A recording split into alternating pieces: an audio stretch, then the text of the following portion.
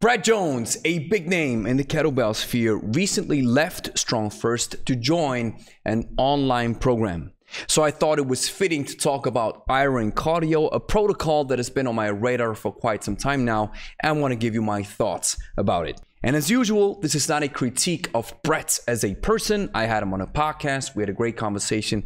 This is just an evaluation of his ideas. And if you're over 40 and you want to become strong, fit, and lean without going to the gym, download my free ebook. It's in the first link in the description.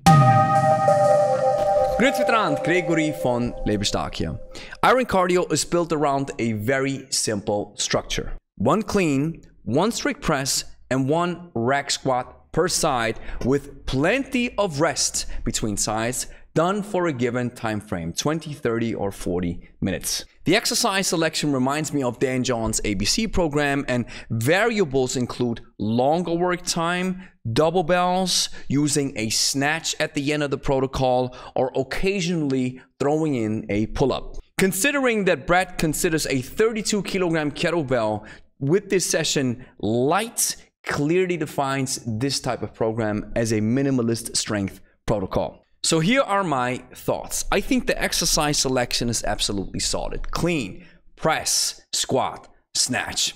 These are foundational big rock exercises that deliver a lot of bang for your buck. Matter of fact, I use them constantly in my own training as well. In fact, the setup reminds me of one of my own heavy bell complexes. 3 hang deadlift, 3 hang row, 3 hang clean, then you switch sides, and after you've completed the other side, you throw in 3 goblet squats, which leaves you with around 1 minute, 1 minute 15 of work, then you rest for 1 minute, and you do 10 to 15 rounds total. You see, I'm a fan of keeping sessions and things very simple. Currently, I also use 2 exercises per workout in my regular double bell work routine. I have jerk and renegade row, and double half snatch and clean and press. So when it comes to minimalist ideas, the workout can still give you a lot of bang for your buck, even if it's only 2 exercises. If we do a snatch or a clean and press, for example, we train the whole body and every single muscle fiber gets some growth stimulus. And speaking about kettlebell circuits and training, if you want to try these out,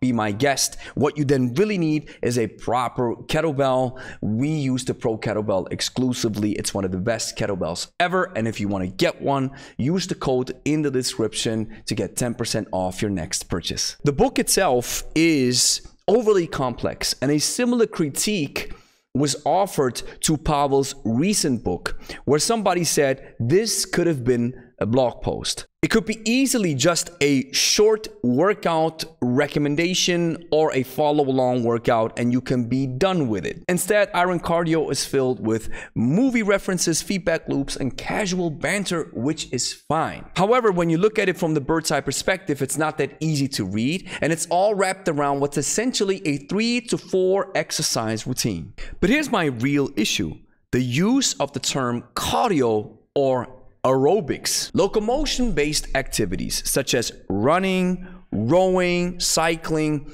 these are true forms of cardio. And that's not up for debate. These are physiological realities that the body goes through when you train accordingly.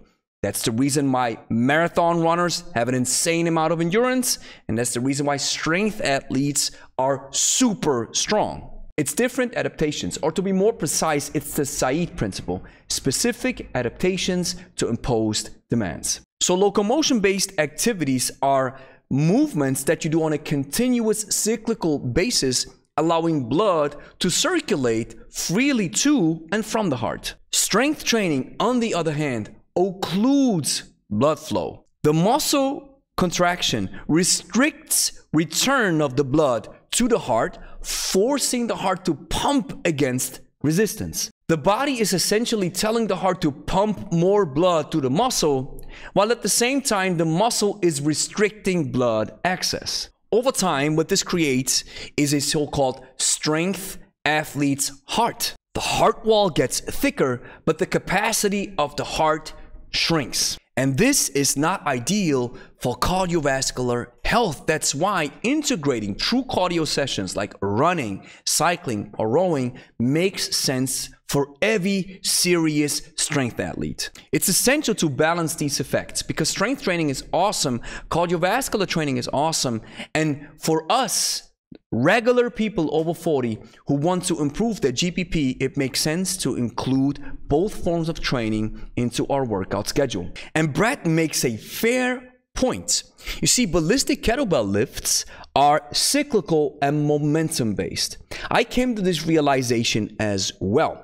And I am 100% aware of the fact that my cardiovascular capacity went through the roof when I prepared for my Master of Sport in Snatch in February 2025. Because I was doing a cyclical exercise with a momentum-based lifts for hundreds of reps in one set, forcing my cardiovascular system to adapt on the one hand and forcing my strength reserves to adapt. This is what we call strength endurance. However, Brett's chosen exercises, the press, the squat, the pull-up, they are not ballistic.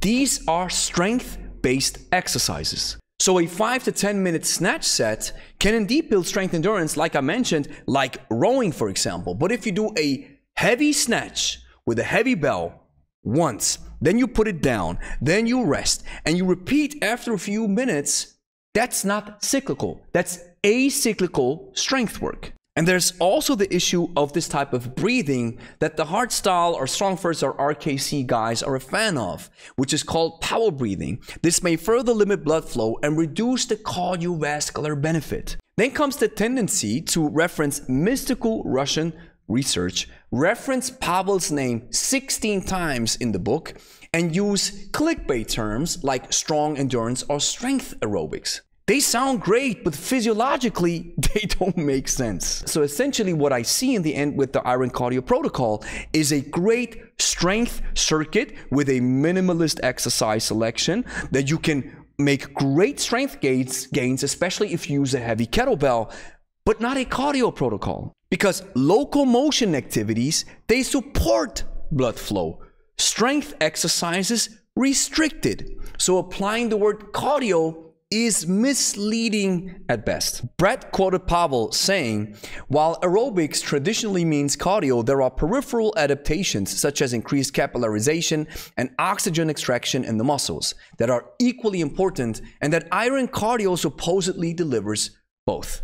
But according to Dr. Kenneth J., a former RKC and the author of the Cardio Code, research shows a different picture. Over 10 studies on strength-based circuits, all referenced in the book The Cardio Code, found no cardiovascular adaptation, even CrossFit circuits, beyond beginner level improvements. Even the famous Tabata study that Brett even references in the Iron Cardio book does not support his claim. The participants used an ergometer, a true cardio modality, and not strength exercises. If you're quoting research, do not just read the abstract, but also check out the methods.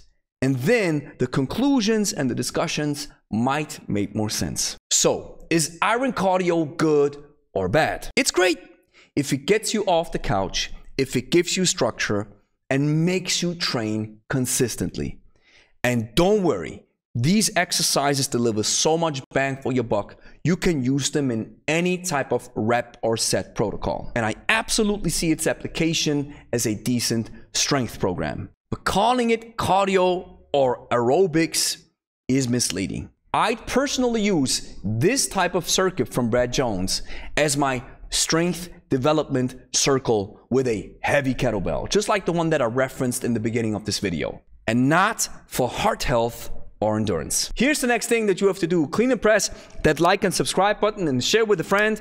And if you made it this far, download my free ebook. It's called The Kettlebell Code in the first link in the description. Listen, if you're over 40, 50, or 60, and you want to take care of your health, you want to take care of your fitness, and you don't want to go to the gym, but you want to get strong, fit, and lean, then kettlebells are one of the best options for you. And if you want to learn more about it, I want to give you my source material, which is going to help you to hit the ground running. So what are you waiting for? It's 100% free in the first link in the description.